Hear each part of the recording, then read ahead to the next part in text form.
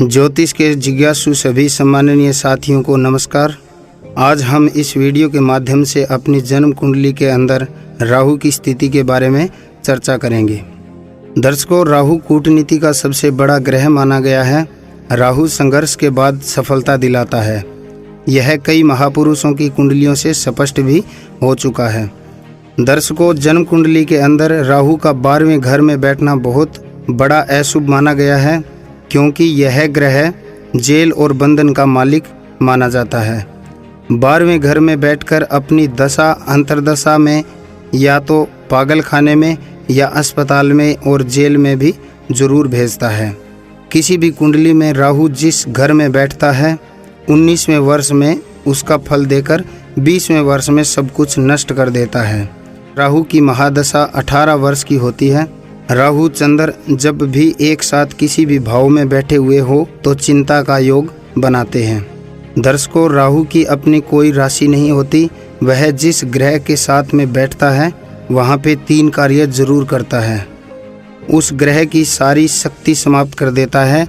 जन्म कुंडली के अंदर जिस ग्रह की राशि में राहु बैठता है उस ग्रह की सारी शक्तियां समाप्त कर देता है, यानी उस राशि के स्वामी की जो शक्तियां हैं वो सारी शक्तियां नष्ट कर देता है और उसकी जो शक्तियां होती है वह स्वयं हर लेता है। उस भाव में अत्यधिक संघर्ष के बाद ही सफलता देता है। जैसे किसी की कुंडली के अंदर 10वें घर में राहु बैठा है और 10वें घर का मालिक सूर्य है, तो सूर्य की सारी शक्तियां राहु अपने अंदर समावेश कर लेता है। और 10वां घर हमेशा नौकरी, व्यवसाय और कारोबार का होता है, यानी जिस जातक की कुंडली में राहु 10वें घर में होगा उसको नौकरी और व्यवसाय में असफलता ही दिखाई देगी। दर्शकों, राहु के कारण व्यक्ति को बहुत सारी परेशानियों का सामना करना पड़ता है, जैसे नौकरी व व्यवसाय में बाधा आना, मानसिक तनाव रहना, घर में अशांति, रात को नींद न आना, परीक्षा में असफलता प्राप्त होती है और इसके साथ साथ किसी भी कार्य में मन नहीं लगता। दर्शकों, राहु की खास बात यह है, जिस घर में राहु बैठा हो यानी लगन या फिर 5वें घर में अगर राहु बैठा है तो जातक को बेबुनियाद ख्यालों में उलझाए रखता है। अचानक धन का खर्च करना या फिर धन रुक रुक कर आना, ये सारे काम राहु के हाथ में होते हैं।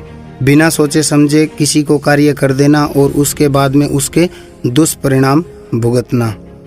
अगर आपके 7वें घर में राहु है तो पति पत्नी के बीच में तनाव व नीच स्त्रियों से संबंध बनाता है।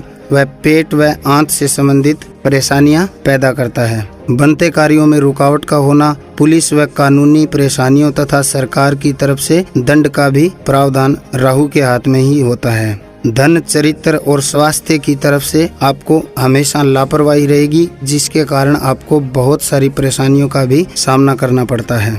दर्शकों, राहु के शुभ होने पर व्यक्ति को कीर्ति, सम्मान, राज वैभव व बौद्धिक उपलब्धता प्राप्त होती है, परंतु राहु के अशुभ होने पर जो राहु की महादशा, अंतर्दशा और प्रत्यंतर दशा में या द्वादश भावों यानी जन्म कुंडली के 12 भावों में राहु की स्थिति के दौरान व्यक्ति को कई तरह की परेशानियों का और कष्टों का सामना करना पड़ता है। दर्शकों, मिथुन, कन्या, तुला, मकर और मीन राशियां राहु की मित्र राशि है तथा कर्क और सिंह शत्रु राशियां मानी जाती है। यह ग्रह शुक्र के साथ राजस्व तथा सूर्य एवं चंद्रमा के साथ शत्रुता का व्यवहार करता है। बुध शुक्र गुरु को न तो अपना मित्र समझता है और न ही उसे किसी प्रकार की शत्रुता रखता है, यानी बुध शुक्र और गुरु के साथ में समभाव रखता है। यह अपने साथ से अपने स्थान राहु ग्रह अपने स्थान से 5वें, 7वें और 9वें घर को पूर्ण दृष्टि से देखता है। आइए दर्शकों, जानते हैं राहु कुंडली के 12 भावों में क्या फल देता है। दर्शकों, अगर राहु जन्म कुंडली के अंदर पहले, दूसरे, तीसरे, चौथे और 7वें तथा 9वें, 10वें और 11वें भाव में अगर राहु की स्थिति कभी भी शुभ नहीं मानी जाती, परंतु कुछ विद्वानों का मानना है कि तीसरे, छठे और 11वें भाव में राहु की स्थिति शुभ मानी जाती है। नीच अथवा धनु राशि का राहु हमेशा अशुभ फल ही देता है। यदि राहु शुभ भावी का स्वामी होकर अपने भाव से 6ठे या 8वें स्थान पर बैठा हो तो भी अशुभ फल देता है। यदि राहु श्रेष्ठ भाव का स्वामी होकर सूर्य के साथ बैठा हो अथवा शुक्र या बुध के साथ बैठा हो तब भी अशुभ फल देता है। सिंह राशि में अथवा सूर्य से दृष्ट यानी राहु के ऊपर सूर्य की दृष्टि पड़ना। राहु जब सिंह राशि में हो या फिर सूर्य से दृष्ट हो तब भी राहु अशुभ फल देता है। जन्म कुंडली में राहु की अशुभ स्थिति हो तो राहु कृत पीड़ा निवारण हेतु राहु शांति का उपाय कराने से उसके जो अशुभ फल है उसमें कमी आती है। अगर आपकी दैनिक दिनचर्या में जो हमने शुभ और अशुभ जो राहु के फल बताए उसमें से कम 5 या 7 समस्याएं आपके मिलती जुलती है तो बेशक आप अपनी कुंडली में राहु के बुरे प्रभाव से पीड़ित हैं। बिना कुंडली दिखाए कुछ गिने चुने उपाय आपकी जिंदगी को बर्बाद कर सकते हैं, क्योंकि हर कुंडली में ग्रह की स्थिति अलग अलग होती है। आप नहीं जानते कि ग्रह को किसी अन्य भाव में पहुंचाने से क्या उपाय होते हैं। यह कोई सुयोग्य ज्योतिष ही आपको बता सकता है।